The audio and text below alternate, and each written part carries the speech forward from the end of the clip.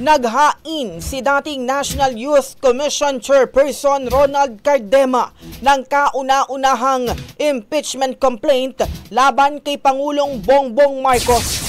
Kasama ni Cardema ang kanyang misis na si dating Congresswoman Marie Cardema sa pagsasampa ng reklamo laban sa Pangulo.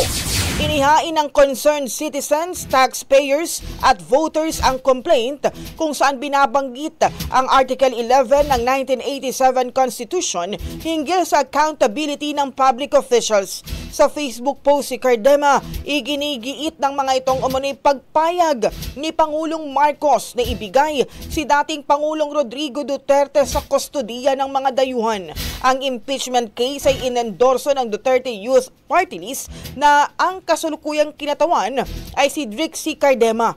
Wala pang tugon ang Office of the Secretary General ukol sa impeachment complaint at kung formal na ba itong natanggap.